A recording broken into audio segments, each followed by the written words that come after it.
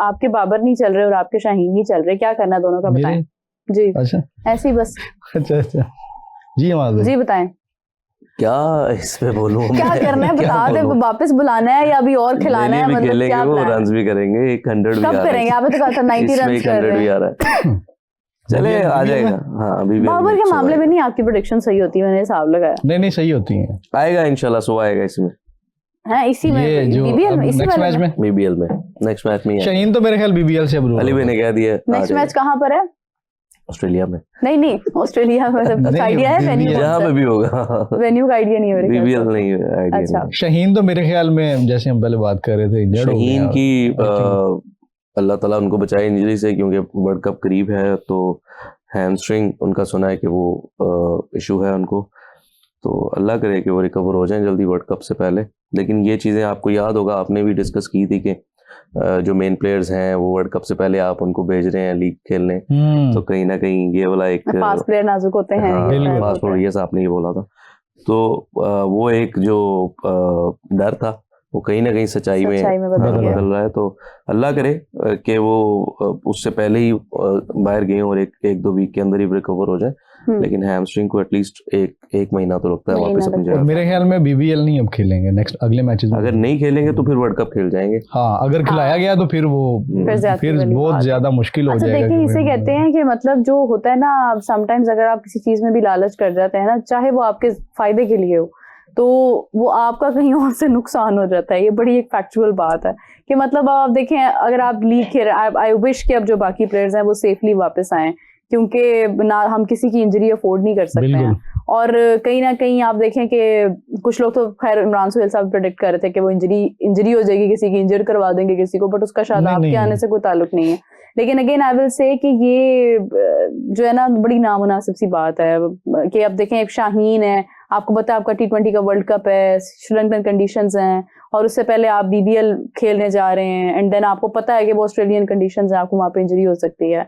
So I don't know कि क्या होता है वर्ल्ड कप में। मेरे ख्याल में तो ये जो लीड प्लेयर्स हैं ना पाकिस्तान के जो बीबीएल में गए हैं, मेरे ख्याल में इनको आप एक लिमिटेड सेशन तक भेज अगर करते तो वो ज़्यादा बेहतर था, मतलब बजाय इसके कि पूरा इवेंट ही दे दिया। कल भी हम इसी पे बात कर रहे थे ना, मैच पढ़ा था, अली रजा को अप्रोच किया गया था बीबीएल की तरफ से, लेकिन उन्होंने कहा वो अंडर 19 के साथ थे, तो उन्होंने कहा कि मना कर दिया। बहुत बड़ी बात है ना। देखिए जब आपके पास एनओसी भी नहीं मिलना था, अब जब आपके पास आ रहा है ना, नहीं एनओसी तो वो तो खैर एक बाद की चीज है ना, मिलना ही नहीं था। लेकिन नहीं, एनओसी सबसे पहले आता है ना, बिल्कुल वो बोर्ड से ही कांटेक्ट करते हैं वो, क्या इस प्लेयर को हमने साइन करना है तो बताएं अवेलेबिलिटी, तो वहीं से इनकार हो जाता है। अब यहाँ पे आप देखेंगे इन प्लेयर्स को भी थोड़ा सा खुद भी सोचना चाहिए जब आपके पास एक मेजर इवेंट आ रहा है। नहीं देखें, मैंने ये बात पहले भी की है कि आपके पास अगर आप वर्ल्ड क्लास बॉलिंग को खेल रहे हैं ना, तो ये पाकिस्तान के लिए अच्छी चीज़ है। और हाँ, अगर शाहीन परफॉर्म कर रहे होते ना तो उनको ये इंजरी ना होती। ये कहीं ना कहीं कह लेंगे फटीग आती है मसल्स पे, बिल्कुल आती है जब आप परफॉर्म ना कर रहे हो, स्ट्रेस हो जाए, आपको मार पड़ रही हो, तो इस तरह की चीजें होती हैं। आप हारिस को देख लें, हारिस भी उसी कंडीशन में बॉलिंग कर रहे हैं और वो इंजरी से आ रहे हैं। नसीम तो बीपीएल में खेल रहे हैं ना, IL T20 बेसिकली वो शायद वो खेल रहे थे। तो हारिस रऊफ परफॉर्म कर रहे हैं, हालांकि वो इंजरी से आए हैं वापस, लेकिन वो परफॉर्मेंस दे रहे हैं, तो इसलिए उनको उस तरह से। हारिस की मेरे ख्याल ज्यादा विकेट नहीं है अभी 2-3 मैचेस में, 3 नहीं, उन्होंने एक मैच में 4 आउट किए, एक में 3 आउट किए। अच्छा, इसकी एग्जांपल हसन अली के साथ ली जाए ना, वो बड़ा चिल रहता है, वो विकेट नहीं भी ले रहा ना, वो अपनी इंजरी वगैरह भी नहीं आता, फिट है वैसे भी, वो इजी रहता है, फिटनेस ठीक है। और यहाँ से 5 दिन का टेस्ट खेल के गया वहां पर। वो प्रॉपर देखा है, पूरा सीजन ही उसने जो है वो ग्राउंड में गुजारा। शाहीन पे वैसे बहुत ज्यादा आ जाता है बोझ, फिर अब देखिए कैप्टनसी भी उसको दे दी है। बिल्कुल ऐसे ही है, नहीं ओडीआई की है भले, लेकिन स्टिल वो अच्छे तरीके से यूज कर रहे हैं माइक हेजन को, कि उनको ड्रॉप भी किया, रेस्ट करवाया, बेसिकली ड्रॉप तो नहीं किया, रेस्ट भी करवाया उन्होंने, तो वो अच्छे तरीके से उनको यूज कर रहे हैं। T20s में भी इवन उनको रेस्ट करवाया। तो जब आप लीग खेल रहे होते हैं तो वहां पे आप, क्योंकि आपने कॉन्ट्रैक्ट किया होता है, आपको पैसे दिए होते हैं उन्होंने, तो आप उनकी मर्जी से खेलेंगे, आप अपनी मर्जी से रेस्ट नहीं कर सकते। तो ये वाला एक इशू है, और वर्कलोड मैनेज करने के नाम पे उनको अगर ODI और टेस्ट में रेस्ट करवाते हैं आप, तो ऑब्वियसली लीग्स का भी आपको देखना है कि उनको बिल्कुल इसीलिए सर्टेन नंबर ऑफ मैचेस आपको खिलाने चाहिए, बिल्कुल उनको अलाउ इतना करना चाहिए कि आप इतने ही मैचेस खेल सकते हैं। आपको फास्ट बॉलर बेबी की तरह होता है, इसकी बड़ी केयर करनी पड़ती है। तो पाकिस्तान का तो खैर ज्यादा ही नाजुक हो जाते हैं कुछ, जब वो थोड़े सा स्टारडम आता है ना, थोड़े ज्यादा नाजुक हो जाते हैं। यकीन करें, यही बात मैं कल कर रही थी, तो वो मोहसिन साहब जो है ना, वो कहते हैं आपको किसने कहा है, क्या मतलब वो कोई बच्चा है, छोटे छोटे पाँव है उसके कि वो भाग नहीं सकता, कुछ कर नहीं सकता। वो कहते हैं मैं किसी को आज के दौर में पाकिस्तान में फास्ट बॉलर मानता ही नहीं है, फास्ट बॉलर है ही नहीं। वो कहते हैं फास्ट बॉलर हमने देखे हुए हैं, वसीम अकरम था, वकार यूनुस था, शोएब अख्तर था। वही ना, फास्ट बॉलर की असल में प्रैक्टिस बहुत ज्यादा मैटर करती है ना, मतलब आप प्रैक्टिस में ही वो 40-40 50-50 ओवर बड़े ओवर करते थे वो।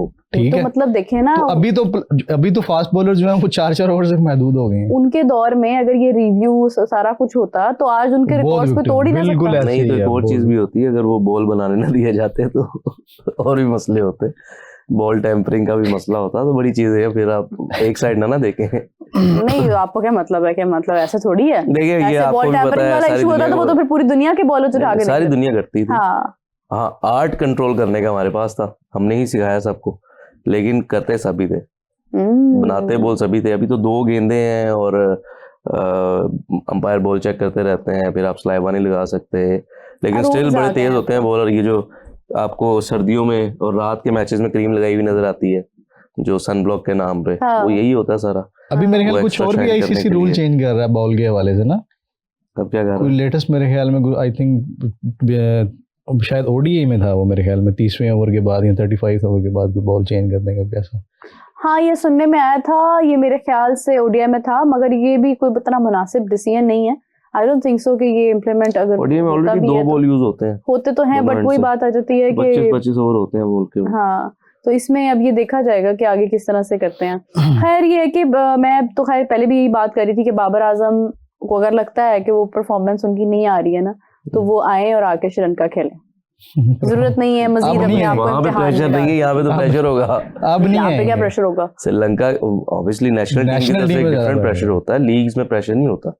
अच्छा, लेकिन वो परफॉर्म एज अ इंडिविजुअल भी तो उनकी परफॉर्मेंस से बात हो रही है। लीग्स में प्रेशर नहीं होता, लीग्स में उन्होंने पैसा वसूल कर लिया हुआ। अभी आप देखें कल वाला मैच, मैंने भी कहा, कल वाला मैच बाबर का, वो बाबरिस्तान वाला स्टैंड सोल्ड आउट था, बिल्कुल हो गया है, और वो अपना पैसा वसूल कर रहे हैं बाबर के नाम। अब सवाल आ गया बाबर हिमसेल्फ पर। हाँ, कि अब बाबर की जो परफॉर्मेंस है, बाबर का जो बैट है, उससे रन आ रहे हैं कि नहीं आ रहे। Now this is the question again, और पाकिस्तान के लिए बड़ा जरूरी है, जो कि पहले खत्म हो गई थी ये डिस्कशन रीसेंट परफॉर्मेंसेस के बाद।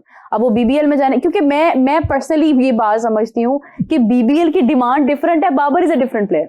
ठीक है, बीबीएल के अब क्राउड कह रहा है कि भाई हर बॉल पे आप छक्का चौका लगाओ। बाबर उस तरह का प्लेयर नहीं है, आप उससे ओपन करा रहे हैं, ओपन वो करता रहा है, बट आप ये भी देखें कि आप ओपन किसके साथ करा रहे हैं फिर, और फिर उस पर प्रेशर किस तरह का है। तो वो उसका कसूर ही नहीं है इसमें कि अगर वो चीज उसकी रन आ रहे हैं नहीं आ रहे हैं। आप ये देखें कि मतलब आप उसे डिस्कस करें, या बाबर खुद सोचता कि मतलब वो जहां पर खेल रहा है, जिस तरह से खेल रहा है, और बीबीएल की जो एक्सपेक्टेशंस है, क्या वो उस तरह का प्लेयर है?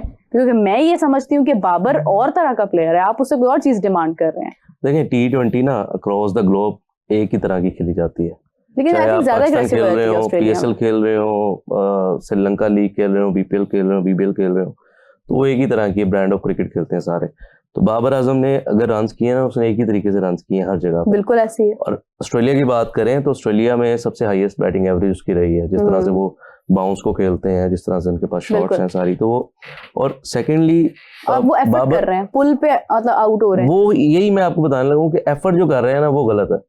मतलब आप जबरदस्ती एक आपके पास एक वेपन है ही नहीं, आप वो ट्राई कर रहे हैं चलाने के लिए, जबरदस्ती आप शॉट नहीं मार सकते। अपनी शॉट्स खेलेंगे, आप देखें जो 58 उन्होंने किया अपनी शॉट्स खेली हैं, बेशक वो 42 बॉल्स में आया, लेकिन स्टिल जहां पे उनको ये अपनी शॉट्स खेलना शुरू होंगे तो रन आएंगे उनके पास। जब हार्ड हिटिंग पे जाएंगे उनकी गेम है ही नहीं, उनकी नेचुरल गेम भी तबाह इसीलिए हो रही है, इसीलिए हो रही है ना। वो स्ट्राइक रेट वाला कीड़ा दिमाग में वो नहीं लेना चाहिए ना, वो दिमाग में नहीं लेना और चाहिए। वो ऐसे आप देखें पहले भी पास्ट में भी ऐसा हुआ है कि बाबर ने पहला 30 रन स्लो किए हैं, अगला उसने 40 रन तेज कर दिए। इनिंग्स डेवलप भी ऐसे ही होती है, 45 बॉल 46 क्योंकि उसके बाद फिर आपको फुटबॉल नजर आने लग जाता है, आपके लिए आसानी हो जाती है, ग्राउंड में गैप्स ढूंढ लेते हैं, नजर आ जाता है।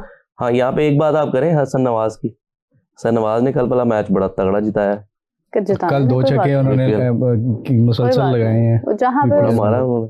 ठीक है, बस तो पाकिस्तान क्रिकेट के लिए नहीं आप सोच। अच्छा, उसके नहीं वो जो बात कर रहे हैं ना, ये मुझे याद आ गया। अब देखें उसने 2 छक्के लगाए हैं सर, मैच जितवाया उसने, टोटल मैच ने इनिंग बड़ी खेली। अच्छा, उसके बाद आपको इमाद वसीम भी नजर आ रहा होगा, उसकी नहीं, भी वो इमाद तो नहीं है इमाद ने भी अच्छी बॉलिंग की है। अच्छा उसके अलावा वैसे ओवरऑल कोई नहीं, हसन नवाज तो अभी आपके प्लान में है ना।